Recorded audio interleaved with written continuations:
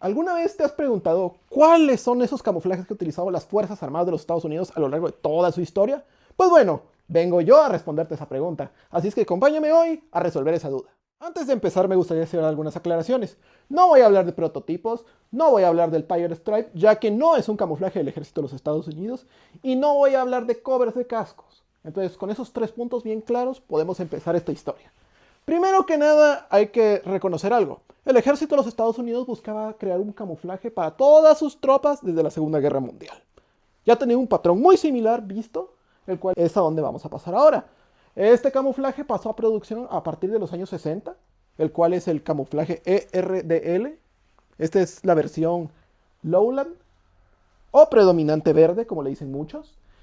Y este estuvo como un experimento dentro de la guerra de Vietnam.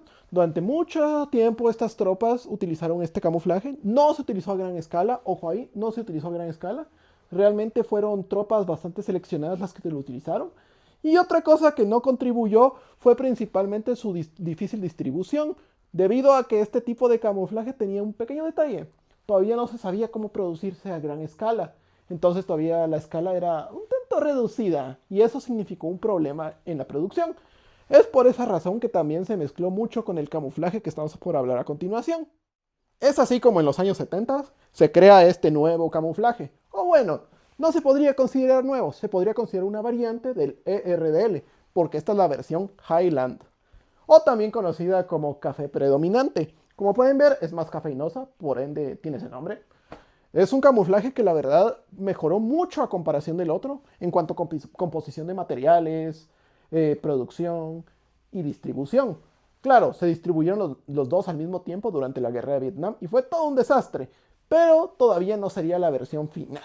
Es así como pasamos al camuflaje que cambiaría la historia de los camuflajes del ejército de los Estados Unidos. Pasemos al siguiente. Ahora vamos a hablar del camuflaje que sin duda es el más famoso a nivel mundial del ejército de los Estados Unidos, el M81 Woodland.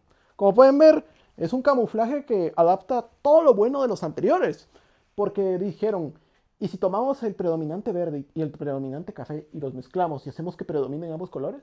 Pues bueno, es así como nace el M81 Woodland. Pudieron mejorar mucho la producción, a tal punto que todo el ejército de los Estados Unidos lo podía utilizar. No solo el ejército, la Navy, la Marina e incluso la Air Force. He visto algunas de la Air Force también. Como pueden ver, es un camuflaje que la verdad logró adaptarse demasiado bien en el ejército de los Estados Unidos, a tal punto que causó una crisis, el cual vamos a hablar en otro momento, de identidad. Este camuflaje es totalmente una leyenda. En cualquier película, bueno, casi que cualquier película de ciertas épocas en específico, podrás ver el meme 81 Woodland. Un camuflaje que se hizo bastante famoso por la cantidad tan masiva que se produjo. De hecho, es uno de los camuflajes más fáciles de encontrar. Si vas a un rastro militar o algo por el estilo, lo encontrarás súper fácil. En mi caso, en este momento tengo uno del ejército de los Estados Unidos, el cual conseguí por un bajo costo. La verdad es de que este tipo de camuflaje se consigue por un bajo costo. Y fue una revolución total en su época, a tal punto que muchos países decidieron copiarlo. Dígase Croacia, bueno, en general los países de Yugoslavia, muchos copiaron en general este tipo de patrón, así como países europeos y de todo el mundo. Realmente fue un patrón que se utilizó bastante bien. Se utilizó sobre todo en la campaña en Panamá contra Noriega, el cual la verdad que no destacó tanto el camuflaje en ese momento, pero quedó como uno de los camuflajes más legendarios de todo el ejército de los Estados Unidos. Sin duda un gran camuflaje y una gran adición a la colección de alguien. Pasemos al siguiente y hablemos de la crisis de identidad. Como les contaba, el M81 Woodland tenía el monopolio de todas las ramas de las Fuerzas Armadas. Eso significaba una identidad frágil entre las demás ramas. Es por eso que el primero en dar el paso fue el Marine Corps. ¿Qué decidieron hacer? Crear su propio camuflaje. Es por eso que nace el Marpat. El Marpat Woodland, que es el que tengo en este momento, pero también un Marpat Desert, el cual mencionaré en otro video. Este camuflaje fue bastante querido dentro de los Marines porque significó el retorno de su identidad en cuanto a camuflajes, porque ellos tenían camuflajes especiales, como por ejemplo en la Segunda Guerra Mundial, el cual dije que no mencionaría, pero es bastante importante mencionarlo. El Frog Skin es un camuflaje bastante querido, bueno, fue bastante querido por el Marine Corps en su momento, porque les daba identidad, les daba un diferenciador del ejército. Y es eso lo que necesitaban en este momento. Y es por eso que surge este camuflaje. Un camuflaje que la verdad es bastante bueno. Fue utilizado durante bastante tiempo. De hecho, hasta hoy en día aún se utiliza. Protege bastante bien de entornos bastante hostiles, digamos.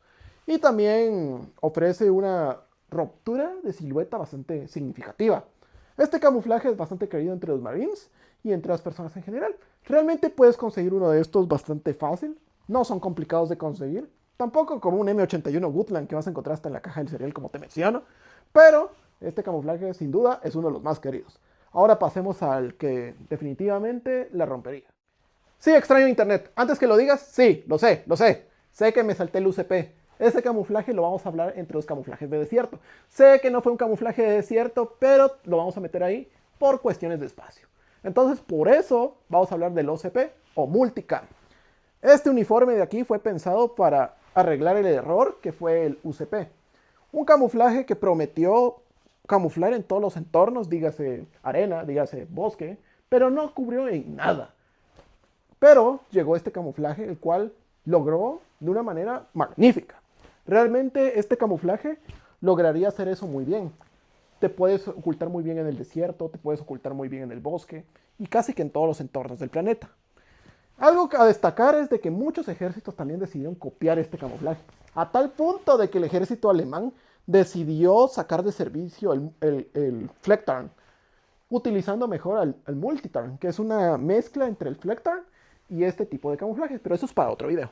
Como les menciono, este camuflaje es demasiado utilizado en todo el mundo, a tal punto que hasta el ejército ruso lo utiliza, el ejército ucraniano también, y lo están utilizando al mismo tiempo en la guerra que hay actualmente.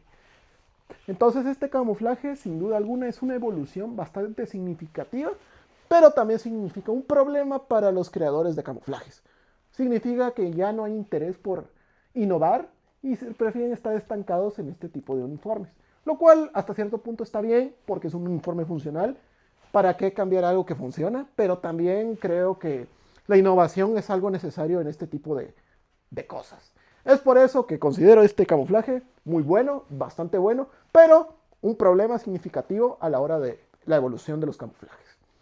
Con esto llegamos al final de la primera parte de los camuflajes de los Estados Unidos. Voy a hacer otras dos partes porque son bastantes camuflajes y meter todo en un video no es rentable y no les va a gustar tampoco a ustedes. Entonces es por esa razón que he decidido dividirlo en tres partes.